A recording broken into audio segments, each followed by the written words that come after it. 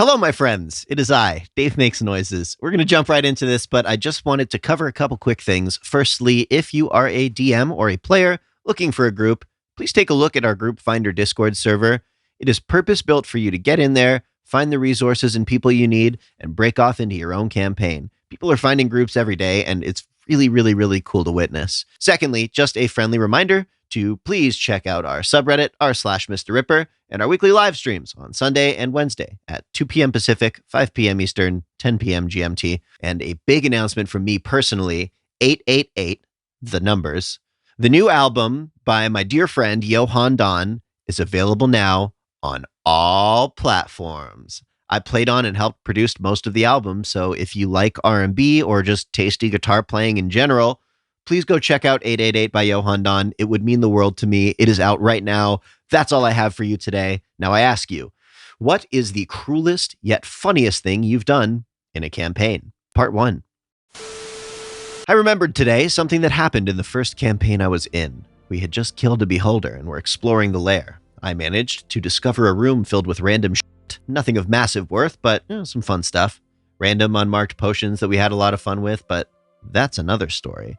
The main things were a few statues lined up against a wall. Statue. Please don't hate me! Me. Did that statue just talk? DM. Yes. Me. What does it want? Statue. Please don't hate me! Please stop! I'll do anything! Me. Hey, it's all right. I won't hurt you.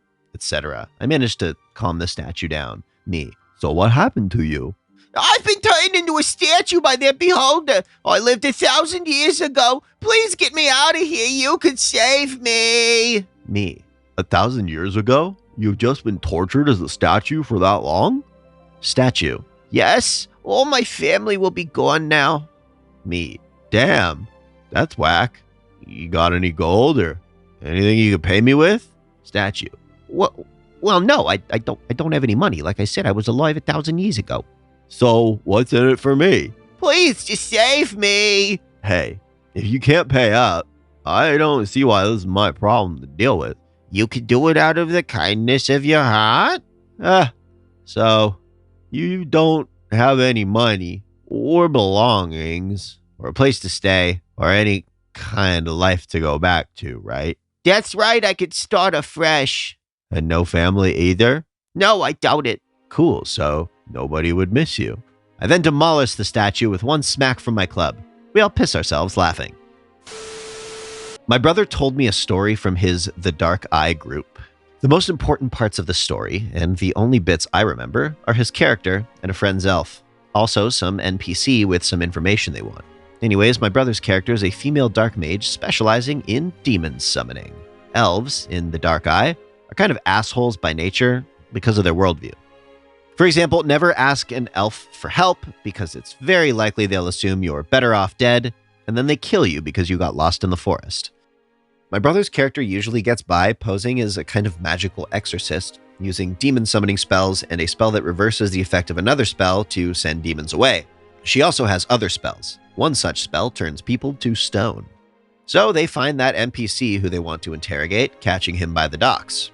My brother's character starts turning him to stone, beginning at the feet, and tells him to tell her what she wants to know, or else he'll end up as a bird toilet. That's a new insult. I like it. NPC spills the beans, everyone leaves. The elf, of all people, makes the perception check and hears the guy calling for help. So, being a nice person, he goes to help. Dude ends up at the bottom of the ocean, still petrified up to his chest, and drowns. Never ask an elf for help when you're playing The Dark Eye, and if you play an elf in The Dark Eye, you can actually use "it's what my character would do" to justify randomly murdering anyone who asks you for help, so long as you are consistently murdering everyone who asks your character for help. Most people don't want to play with elves for that exact reason, and you need a tight-knit group for that to work. But, as described above, it's hella fun when it works. I'm not proud of this one, but we were traveling with a little girl of about 8 years old and her father. The little girl, Clara, took a liking to my character as sort of a big brother figure, but she was absolutely hero-worshipping our female paladin, Sidonin. She followed her around, asking Sido to teach her to be a powerful paladin too, asking if she could one day be as strong as she was. It was adorable. When Sido would tire of the child, my character, the arcane trickster, would make jokes with Clara at Sido's expense. Eventually, during a plot point while Sido was sleeping, I let Clara know that Sido was actually really afraid of spiders and it would be funny to play a trick on her. The little girl giddily agreed, and we planned it out. When Sido woke and was gathering her things, we thought it would be funny to have Clara jump out and I would cast an illusion to make her look like a big spider. So that's what we did, and in an immediately terrified reaction, Sido swung her sword. The DM said to roll for attack. Rolled a nat 20. The DM said to roll for damage. 2 points short of max damage on her critical hit rolls. The illusion faded, and Clara fell to the floor in pieces. I stood there in shock and horror. Sido screamed. Clara's father came running to see what was happening, saw his daughter split in two from hip to shoulder. He yelled and screamed and cried, then fought us. Then we managed to restrain him. He ended up bringing his little girl back home to be buried, swearing revenge. Next time we saw him, he had joined forces with the big bad evil guy, determined to see us all die. Not just that, but there was resentment within the party. Sido blamed me for making her kill an innocent girl who dreamed of greatness. Sido turned and attacked me, and we fought to the death. I rolled better than she did, and I was harder to hit. I ended up bringing her to within an inch of her life before I fled. I went to Clara's grave and I killed myself beside it, then made a new character, Clara's father. I was now the second big bad. Possible spoilers for Curse of Strahd! Not me, but a friend of mine. Wow, so many stories start this way, but okay, I'll allow it. We were all playing in the same campaign, a few sessions in Curse of Strahd. We started with the Death House, then through the village of Barovia, and then to the woods. We had encountered a large mill in the side of an open field, surrounded by forest. The party was me, a dragonborn paladin, a dwarf cleric, a dragonborn sorcerer, and a ranger elf. We close in on the mill and knock on the door. An old lady opens and asks us politely, what do we want here? We told her we were just passing through, and we saw this mill, so we came to take a look. She smiled, opened the door wide, and told us that we could buy her special pie, try it out, and if we wanted, we could relax inside. As we roll for perception, we hear a second old lady voice from inside and assume they're friends, sisters. Me and the cleric gladly go inside to check the place out. Ranger is hesitant and doesn't approach the building, and the sorcerer just stands on the doorframe and waits for us to finish our chit-chat and leave. As I'm talking to the old ladies, the cleric notices stairs that go upward, and without a second thought, he starts climbing them. The moment he reaches the next floor, another old lady stands in front of him and, surprised, asks him what the hell is he doing there. And instead of backing out or apologizing, he straight up tells her to move out of his way to check the floor. She refuses, and the second time, he shoves her. The DM's eyes widen up.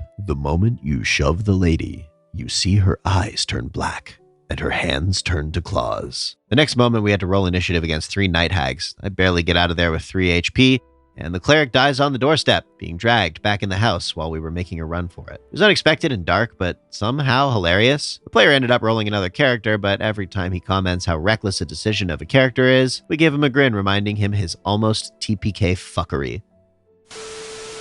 I don't think that it's dark, but in the first campaign I was in, the 2 evil characters were making a brothel and had just killed the old pimp. The assassin had an ability to take souls and turn them into buffs or an item. They were debating what to do with the pimp's soul. And I, the neutral good bard, the only PC that wasn't the ranger's animal army that was good, suggested, oh, what if you take his soul, turn it into a pimp cane, and give it to your new pimp? I'm told to this day by the DM, the 2 evil players, and our druid, that that was the darkest thing they have ever heard, but it was still the highlight of that session. I played a halfling wizard who was a bit of a dick. My party consisted of a barbarian, a rogue, and the druid. Fuck yeah. Now, I have many stories of the druid, but this one is funny. One thing that happened throughout the campaign was my character being made fun of by the party and NPCs for being short. And this made my character mad, so about 7 sessions of this, we meet up with a blacksmith, and the druid tries to make him think I was a child, and it works. This was the last straw for my character. So while the blacksmith was turned around, I stole a bag of coins from the smith and put it in the druid's bag, rolled a 17 on sleight of hand, then proceeded to say in my best little kid voice, Mr. Swordman, he just stole from you. Pointing to the druid. I proceed to roll a nat 20 on deception. Guards were called, asses were kicked, but we all were laughing, even the druid. In a Pathfinder game I ran, I led the party to some old mines way outside of town. They heard some cultists were up to no good and went to stop them. After some goon killing and some sneaking around, they get to the main chambers. a small area where they find a sacrifice is going on that could potentially bring back this big, evil, end-of-the-world monster. They ran in and started killing left and right, as they were basically all fighters, lobbing off heads in this small cave. Oh, did I mention the room was small? So they get up to the leader cultist who was doing all the backwards speaking to try and kill him, and they fell right into my trap. They were all in this small room within 15 feet of each other, where the main cultist just cast a 6th level fireball, that's 6d6, at this level 3 party. I was laughing even if it wasn't a TPK. It scared them because they seemed to have forgotten about magic and its existence. For the rest of the campaign, they were very cautious about where they were positioned.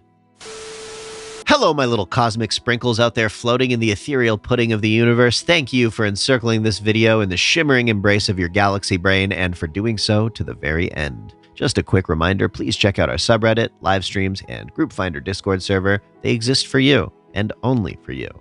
If you love the channel and feel like offering some support, perhaps you may consider procuring a fine garment from our merch market down below. And if you love me and want me to be happy, please check out my website, www.davemakesnoises.com, and check out the new Johan Don album, 888, where I played all the guitars and contributed some other production as well.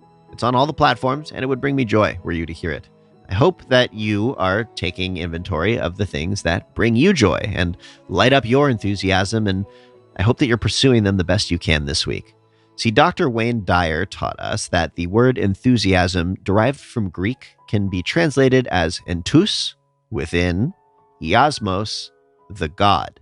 So basically, your enthusiasm is the presence of that which is divine within you, signaling a direction for you to follow on the journey towards your personal fulfillment.